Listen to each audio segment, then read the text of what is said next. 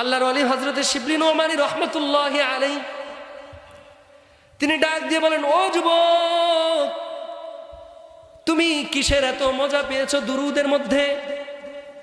বলো বলো, আমি তোমার সেই দুরুদের ফজিলতটিও আমিও শুনতে চাই। কি কারণে তুমি দুরুদকে নিজের মধ্যে এইভাবে শক্তভাবে আঁকড়ে ধরেছ? হযরতে শিবলি নোমানী রহমতুল্লাহি আলাইহি তিনি একদিন কাবাগর তওয়াফ করতেছিলেন। এই কাবাগর যখন তিনি তওয়াফ করতেছিলেন, তখন হঠাৎ করে তিনার নজরের মধ্যে একজন যুবক পড়েছে। তিনি খেয়াল করলেন, যুবক যখন মসজিদে প্রবেশ করে সেই পরে আল্লাহুম্মা সাল্লি আলা মুহাম্মাদ।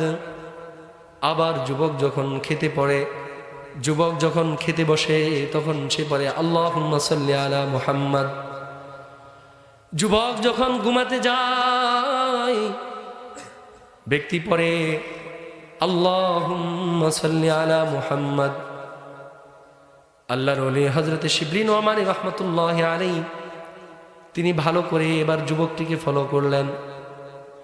কয়েকদিন যাবত তিনি যুবকটিকে ফলো করতেছেন। দেখতেছে যুবক যখনই কোনো কাজ করে, সে প্রত্যেকটা কাজের মধ্যে রাসূলুল্লাহ সাল্লাল্লাহু আলাইহি ওয়াসাল্লামের দুরূদ পড়ে। কি এক আজীব অবস্থা!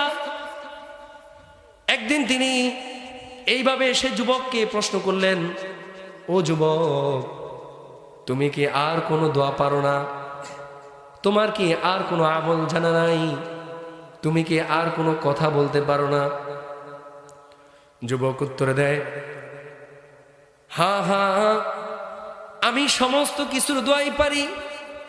আমি খাওয়ার দোয়া পারি, মসজিদে প্রবেশ করার দোয়া পারি, ঘুমানোর দোয়া পারি, সমস্ত কিছুই আমি পারি। কিন্তু আমি দুরুদের মধ্যে এত ফজিলত পেয়েছি, দুরুদের মধ্যে এত মজা পেয়েছি, যেই মজা আমি অন্য কোনো আমলের মধ্যে পাই নাই। সুবহানাল্লাহ।